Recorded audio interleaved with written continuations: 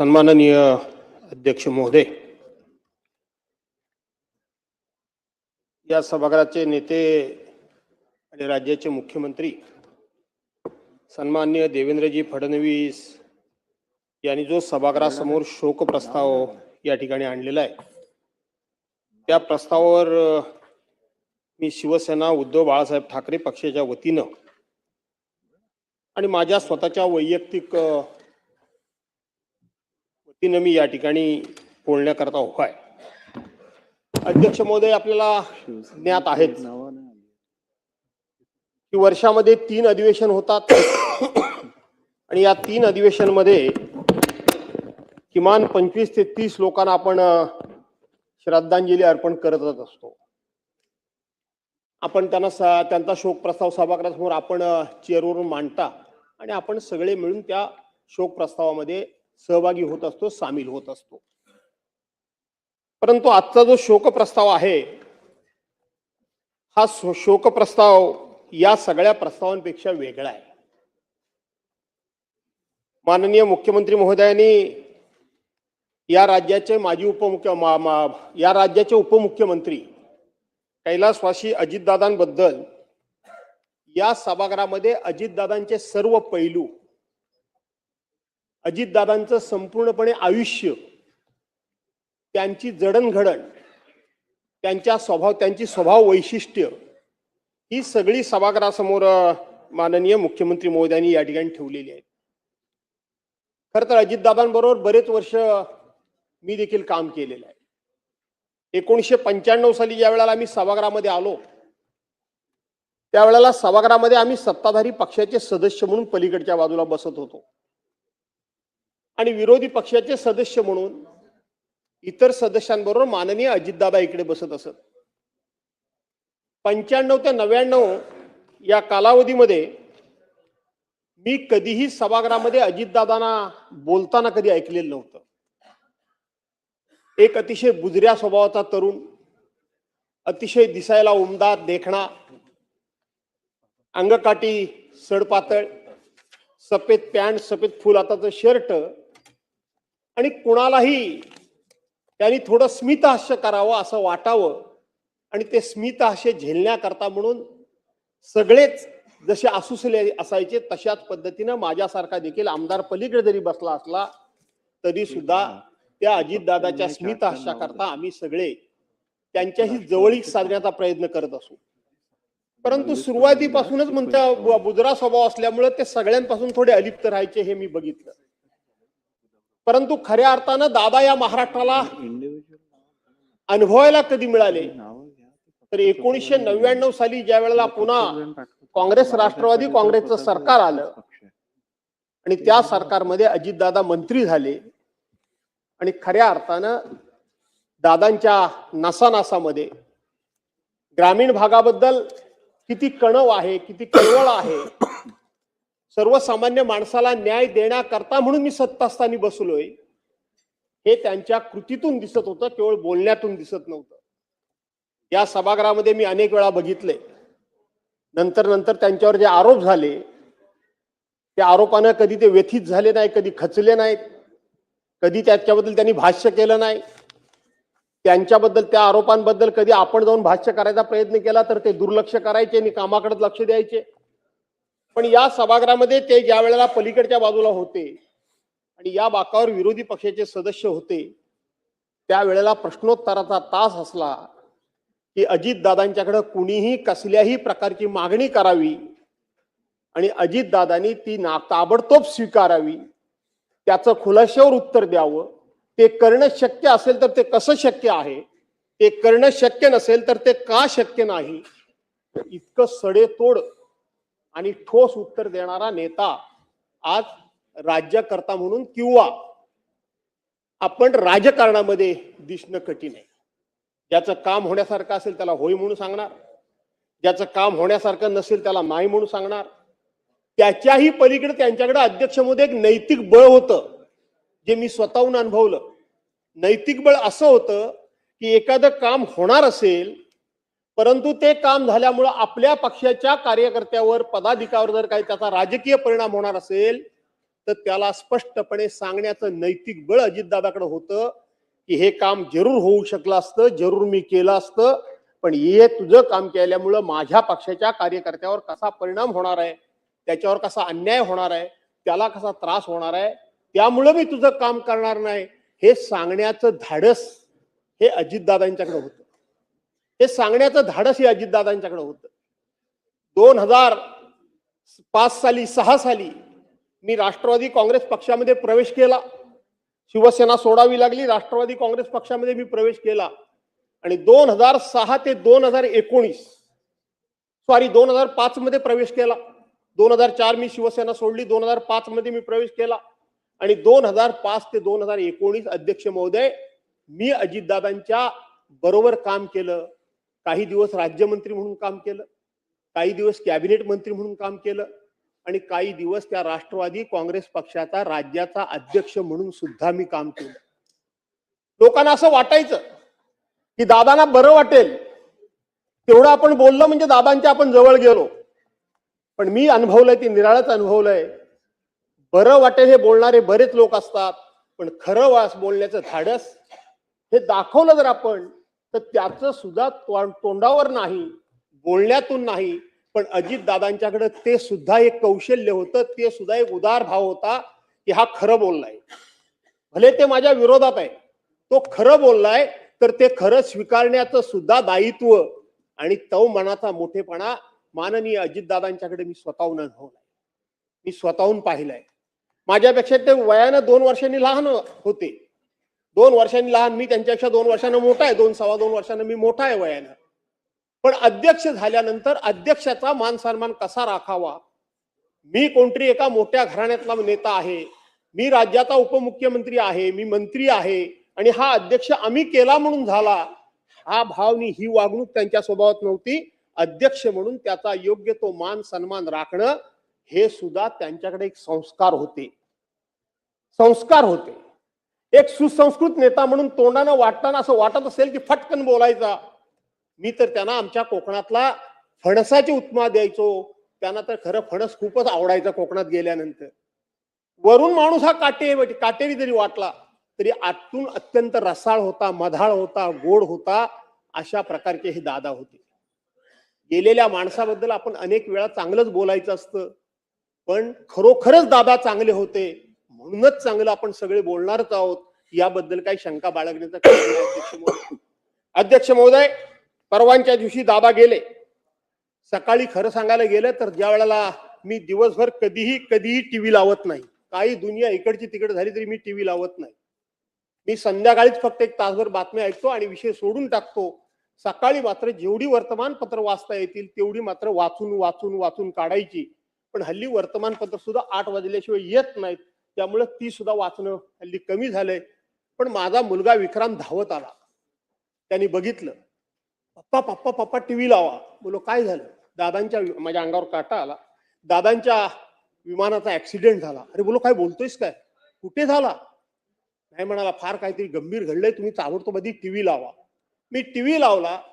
त्याच वेळेला बातमी सुरू झाली होती की विमानातली साहीच्या साही माणसं या ठिकाणी दगावल्याची शक्यता आहे, अत्यवस्था आहेत, वाचल्याची शक्यता कमी. पुन्हा ती 10 मिनिटाकरता बातमी बदलली, पुन्हा ती बातमी कन्फर्म झाली आणि दाखवायला लागली. मी ताबडतोब त्या दिवशी अध्यक्ष महोदय बारामतीमध्ये पोहोचलो. त्या दिवशी मी बारामती होतो, दुसऱ्या दिवशी बारामतीमध्ये मी होतो. संपूर्ण कुटुंबीय, पवार कुटुंबियांना या ठिकाणी मी त्यावेळेला भेटलो. अध्यक्ष महोदय, खर तर माझा हा भाषणाचा शेवटचा मुद्दा होता, परंतु हातामध्ये कागद घेऊन बोलणं माझी अडचण होते म्हणून तो ओघाने मी आला म्हणून सांगतो की आज मुख्यमंत्री महोदय, मी आज तुमची मुलाखत वाचली, रोज वाचतोय. सीबीआय मार्फत चौकशी करा, सीआयडी मार्फत चौकशी करा, डीसीजीए मार्फत चौकशी करा, काय कशी चौकशी करा ती करा, पण महाराष्ट्राच्या मनामध्ये संशय आहे. महाराष्ट्राच्या सर्वसामान्य माणसाच्या जनतेला दादांचा अपघात झाला हे मन मानायला तयार नाही, तुमचंही मानायला तयार नाही आणि माझंही मानायला तयार नाही. कुठेतरी घातपात झालाय असंच वाटतं. काय झालं काय नाही झालं चौकशी अंती बाहेर येईल.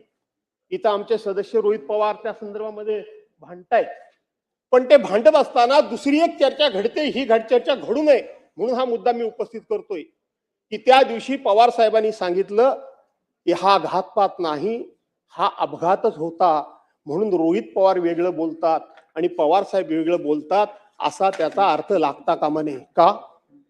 तर त्या दिवशी ते बारामतीतलं मी दृश्य बघितलं. अख्खा महाराष्ट्र बारामतीकडे त्या ठिकाणी लोटला होता. माणसं ओळखणारी अनेक असतात आणि ते प्रत्येकाच्या मनामध्ये एक संपूर्णपणे चीड होती.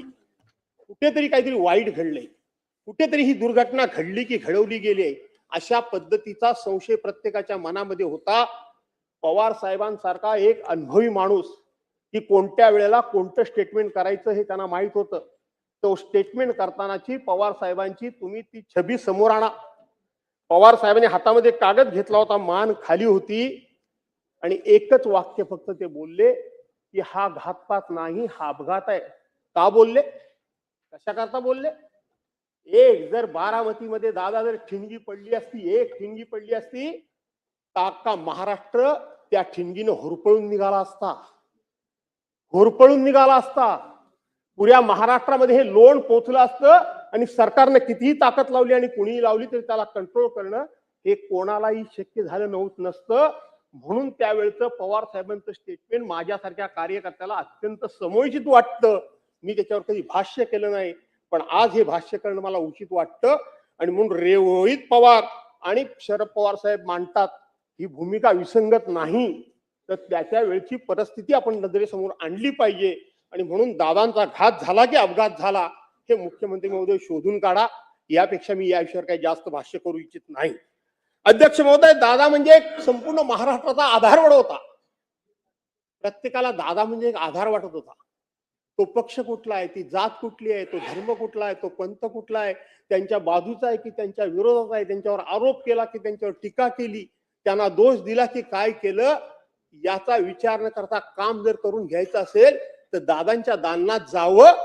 अशा पद्धतीचा विचार आणि सर्वसामान्य माणसाला, गरजू माणसाला आधार वाटणारा आधारवड म्हणजे अजितदादा होता. आज हा महाराष्ट्राचा आधारवड कोसळून पडला. आज हा महाराष्ट्राचा आधारवड उलमळून पडला. कधी पडला? अध्यक्ष महोदय, ब्रह्मकमळ हे रात्रीचं उगवतं. रात्रीच्या 12 वाजता ब्रह्मकमळ उगवतं, पण महाराष्ट्राच्या राजकारणामध्ये अजितदादा पवार नावाचं ब्रह्मकमळ अगदी मध्यानीला उगवलं होतं, उमललं होतं. मध्यानीला उमललं होतं. दुपारच्या 12-1 वाजण्याच्या सुमारास उमललं होतं. तेजानं तळपत होतं. कुणाची नजर लागली माहित नाही, पण हे उमललेलं ब्रह्मकमळ असंच त्या ठिकाणी करपून त्या ठिकाणी नाश पावलं. नाश के झपावलं. हे केवळ पवार कुटुंबियांचं नुकसान झालं नाही, त्यांच्या पक्षाचं नुकसान झालं नाही, तर समस्त माझ्या महाराष्ट्राचं नुकसान झालं. समस्त माझ्या महाराष्ट्राचं नुकसान झालं. आणि म्हणून महाराष्ट्र माझ्यापेक्षा मोठा आहे असं सातत्यानं मांडणारे दादा आज आपल्यामध्ये नाहीत. आणि म्हणून या सभागृहामध्ये आपण यापूर्वी प्रस्ताव मांडत असताना या राज्याचे माजी मुख्यमंत्री कैलासवासी विलासराव देशमुखांना सुद्धा आपण श्रद्धांजली अर्पण केलेली आहे. मुख्यमंत्री माजी मुख्यमंत्री मनोहर जोशींना सुद्धा श्रद्धांजली अर्पण केलेली आहे. त्याचबरोबर माजी अध्यक्ष दत्ताजी नलावडेंना देखील श्रद्धांजली अर्पण केलेली आहे. आणि माजी उपमुख्यमंत्री गोपीनाथराव मुंडेंना देखील आपण या सभागृहामध्ये श्रद्धांजली अर्पण केलेली आहे. आणि आर पाटलांचा शोक प्रस्ताव सुद्धा या सभागृहामध्ये येऊन गेलाय आणि आपण त्या शोक प्रस्तावामध्ये सगळे सामील झालेले होते. शेवटी सर्वांचं जीवन, सर्वांचं आयुष्य समानच आहे, पण तरी देखील दादांचा शोक प्रस्ताव हा माझ्या दृष्टीनं खूप निराळा आहे. आणि म्हणून आपण सर्वांनी दादांना या ठिकाणी स्वतंत्र अशा पद्धतीची जी श्रद्धांजली अर्पण करण्याचा कार्यक्रम या ठिकाणी केलात. या इथं सुनेत्रा वहिनी बसलेल्या असायच्या. आज सकाळपासून त्यांच्या डोळ्याला डोळा, तसे त्यांचे आमचे घरगुती संबंध आहेत. मी त्यांच्या पूर्वीपासून त्या माझ्या ओळखीच्या, मी त्यांच्या ओळखीच्या, मी त्यांच्या घरी जाऊन जेवण खाऊन करून आलेलो आहे. पण माऊलीच्या डोळ्याला डोळा देण्याचं माझं धाडस होत नाही. पण आता इथं समोर बसलेले दादा दिसणार नाहीत. तो कठोर आवाज, तो करारी आवाज, तो कर्तव्यदक्ष आवाज आणि तितकाच आश्वासक आवाज, नुसता करारी कठोर असा नव्हता, तर त्या आवाजामध्ये आश्वासकता होती. एकदा बोलायला उभे राहिले, पण नंतर हा आवाज थोडासा कातर होत गेला होता असा मला एक संशय आला. 2022 साली ते सत्तेमध्ये सामील झाले. आणि सामील झाल्यानंतर मला नेहमीप्रमाणे जेवणाचा निरोप आला. मी जेवायला गेलो आणि जाताना मी माझे कागद घेऊन गेलो. उद्धव बाळासाहेब ठाकरे सरकारमध्ये आम्हाला विरोधकांना, तेव्हा आम्ही सत्ताधारी होतो, मंजूर झालेली बजेटची कामं, त्या बजेटला तत्कालीन सरकारनं स्टे दिला होता आणि दादा पुन्हा मंत्रिपदी गेले. आमच्या आशा पल्लवित झाल्या. मी कागद घेऊन गेलो, सगळं मंजूर असलेले सगळे पुरावे दादांच्या हातात दिले. एका बाजूला जेवलो, आम्ही दोघेच केबिन मध्ये होतो, जेवलो, कागद हातात दिले आणि दादांनी सांगितलं काळजी करू नकोस, बजेटमध्ये मीच तरतूद केलेली आहे, मी ह्याचे ताबडतोब स्टे उठवून देतो. मी स्टे उठण्यापूर्वी आम्ही देवेंद्र फडणवीसजी, त्यावेळेला त्यांच्याकडे अर्थ खातं होतं, त्यावेळेला बांधकाम मंत्री रवींद्र चव्हाणांना घेऊन मी त्यांना त्या सह्याद्रीला पण भेटलो होतो. एकनाथराव मुख्यमंत्री होते, त्यांनी एन्डॉर्समेंट केलं होतं, पण आमचा स्टे उठत नव्हता. दादाने हातात कागद घेतले, मी ताबडतोब स्टे उठवतो म्हणून सांगितलं. दुसऱ्या दिवशी चिठ्ठी लिहून मला बोलवलं आणि दादाने सांगितलं की मी तुमच्या बाबतीत काही तुम्हाला मदत करू शकत नाही. सरकारचं धोरण ठरलेलं असं आहे की विरोधी पक्षाला मदत करायची. ठीक आहे, काही हरकत नाही. नंतर मी कोर्टामध्ये गेलो, तो सगळ्यांचा स्टे उठवला, तो भाग वेगळा. पण त्याच्यानंतर सुद्धा ज्या वेळेला 2024ला पुन्हा सरकार बदललं, तेव्हा मी त्यांना भेटायला गेलो. तेव्हा मला त्यांनी स्वतःहून अभिनंदनाला फोन केला. ते प्रत्येकाला करायचे अभिनंदनाचा फोन मला पण केला. तेव्हा म्हटले, मी सांगितलं होतं किती मताने येईल हे सांगता येत नाही, पण हा पट्ट्या निवडून आल्याशिवाय मात्र राहणार नाही आणि तुम्ही निवडून आलात. नंतर त्यांना मंत्रालयात भेटायला गेलो, म्हटलं दादा काहीतरी मदत करा. त्यांनी स्पष्टपणे सांगितलं, भास्करराव माफ करा, आम्ही तुम्हाला अजिबात मदत करू शकत नाही, आमचं धोरण तसं ठरलेलं आहे. पुन्हा मी त्यांच्याकडे गेलो नाही. न चुकता दादांच्याकडे कधी मी गेलो नाही, असं कधी होत नाही. सभागृहात गेल्याच अधिवेशनमध्ये इथंच मुद्दामून मी त्यांच्यावर शिवपुतळ्यावरून आरोप केले, जोरदारपणे आरोप केले. का तर रागाच्या भारात येऊन त्यांनी एखादं काम तुमचं करून टाकतो म्हणून म्हणावं. त्यांची नाडी मला माहित होती, पण काही उपयोग झाला नाही. उलट ते आले उत्तरा द्यायला आणि माझ्यावर एकदम चिडले. त्यांना तो अधिकार होता, पण चिडत असताना मी फक्त डोळ्यात डोळे बघितले. माणूस किती हुशार होता, माणसाला माणूस डोळ्यामध्ये किती वाचत होता. त्यांच्या एका क्षणात लक्षात आलं की ह्यांनी आपल्यावर आरोप केलेले नाहीत, हे काम व्हावं म्हणून हा राजकीय खेळ यांनी खेळलेला आहे. एका सेकंदात त्यांनी माघार घेतली, आपले शब्द तिथल्या तिथं थांबवले. असा हा नेता.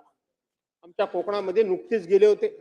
छत्रपती संभाजी महाराजांचं स्मारक कसबाई ते संगमेश्वर तालुक्यामध्ये बांधण्याकरता म्हणून मुख्यमंत्री महोदय त्यांनी खूप सगळी टीम घेऊन गेले. उन्हा तानातून फिरले, वर खाली नाचले. तिथं गेल्यानंतर त्या मधमाशा, त्यांना प्रचंड प्रमाणामध्ये त्या मधमाशांचा त्रास झाला. मला वाटतं अनेक कामं तुम्ही त्यांची पूर्ण करणार आहात. त्याच्यामध्ये हे छत्रपती संभाजी महाराजांचं स्मारक हे आमचं वैयक्तिक कोणाचं काही काम नाहीये, कोकणाचं आहे, ते आपण पुरं करावं. अशा प्रकारची मी आपल्याला विनंती करतो. दादांबद्दल सांगत असताना त्यांना अनेक प्रकारे छळलं. त्यांच्या शब्दाचा अन्वय अर्थ काढून, वेगळा अर्थ काढून मी काही त्यांच्यावर हे सांगतो नाही, पण थोडस विकास कामांच्या योजना, सरकारी योजना, विकास कामं याच्यावर महाराष्ट्रामध्ये बोलायचं झालं तर दादांचा कोणी हात धरू शकत नव्हता. पण राजकीय कोणावर टीका टिप्पणी करायचं म्हटलं की थोडं कुठेतरी ते नेहमी फसायचे. राजकीय टीका टिप्पणी करण्यामध्ये, शब्दामध्ये कुठेतरी फसायचे आणि मग त्या शब्दाला धरूनच सगळे त्यांना चारी बाजूनं त्यांच्यावर उगाच आरोप करत असायचे. आणि म्हणून दादा कधी कधी शब्दात फसत होते, परंतु तितकेच मागे घ्यायची त्यांची तयारी असायची. त्यांना तोही त्रास झालेला मी त्या ठिकाणी बघितलेला आहे. हल्लीच एका IPS अधिकाऱ्याला त्यांनी नुसता फोन लावला. IPS अधिकाऱ्याचं पोलीसचं काम आणि ते काम होतं महसूल विभागाचं, माती खणत होता म्हणून तिथं IPS अधिकारी गेली. आपल्या कार्यकर्त्यांनी फोन केल्यानंतर फोन करावा लागतो आणि मग ते IPS अधिकारीचा एवढा रुबाब. आणि आम्ही राज्यकर्ते सगळ्याच पक्षाचे आमचे, आम्ही दादांना घेण्याचा प्रयत्न केला. माझ्या पक्षाच्या वतीनं पण टीका झाली, मी नाही म्हणणार नाही. सगळ्यांनीच टीका केली की दादा मुख्यमंत्री झाले म्हणून काय झालं, त्यांचे कार्यकर्ते असे झाले म्हणून काय झालं. अरे ते IPS अधिकाऱ्याचं काम आहे काय? त्या ठिकाणी जाऊन कोण माती उत्खनन करत असेल तर त्याला अटक करणं ते महसूल विभागाचं काम आहे, ते तहसीलदाराचं काम आहे, ते प्रांताचं काम आहे. आणि ही गेली का ती कशाला सिव्हिल ड्रेसवर. जेव्हा चारी बाजूने दादांवर टीका व्हायला लागली, मी स्वतःहून स्टेटमेंट दिलं. कोण IPS अधिकारी? काय समजते उपमुख्यमंत्र्यांबद्दल एवढं बोलते ती? तिला कोणी अधिकार दिला? कोणी असले म्हणून काय झालं? ती तिच्या खात्याच्या बाहेर जाऊच कशी शकते? वगैरे वगैरे माझ्या पद्धतीनं मी स्टेटमेंट दिलं. बावनकुळे साहेब, दादांचा मला रात्री फोन आला 11:30-12 वाजता. भास्करराव, तुमचं मी स्टेटमेंट बघितलं, पण आता हा विषय वाढवू नका. मी ते थांबवायचं ठरवलंय. मला कळत नव्हतं की दादांना नेमकं काय खुपत होतं, काय सलत होतं. हा माणूस इतका कसा काय हळवा व्हायला लागला की हे वाढवू नका, हे करू नका, ते करू नका, ते करू नका. असे दादा कसे काय होऊ शकतात? अशा प्रकारचा विचार हा माझ्या मनामध्ये सुद्धा आला. आणि म्हणून बांधवांनो, भगिनींनो, किती बोलाल तेवढं भरपूरच आहे. एक किस्सा माझ्या आयुष्यातला सांगावा की न सांगावा असा सारखा मनामध्ये आहे, पण मला वाटतं तो सांगावा. चुकला तर तो माझा काढून टाका रेकॉर्ड मधून. 2006 साली पक्षानं मला, राष्ट्रवादी काँग्रेस पक्षानं मला विधान परिषदेची उमेदवारी दिली आणि दादानी मला देवगिरीला मुख्यमंत्री महोदय भेटायला बोलवलं. मला वेळ झाला. दादा वरती निघून गेले होते, वरती रूम मध्ये. त्यांनी फोन लावला ऑपरेटरने, तुम्हाला किती वाजता बोलावला होता? तुम्हाला माहित आहे त्यांची बोलण्याची पद्धत. म्हटलं दादा उशीर झाला. बरोबर, ठीक आहे, की तुम्हाला काय वस्तू ठेवली ती घेऊन जा. त्यांनी मला वस्तू जी ठेवली होती, राधाकृष्ण विखे पाटील साहेब, ते माझ्या निवडणुकीकरता 25 लाखाची मदत मला ठेवली. मी 1974 सालापासून व्यवसायात आहे. इतके वेळा आमदार झालो, पण 25 लाख रुपये आयुष्यात एकत्र कधीच बघितले नव्हते. एकत्र 25 लाख माझ्या आयुष्यामध्ये मी पहिल्यांदा त्या दिवशी बघितले. आणि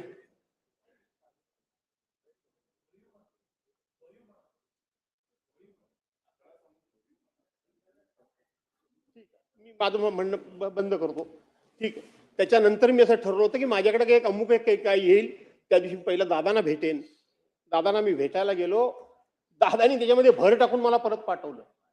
घेणं सोडाच, पण त्याच्यामध्ये भर टाकून मला सन्मानानं परत पाठवलं. असा हा नेता, आज हा नेता आपल्या सर्वांच्या मधून निघून गेला. शेवटी जो आवडे सर्वांना तोची आवडे देवाला, असं जे म्हणतात त्याच पद्धतीनं हे सगळं घडलेलं दिसतं.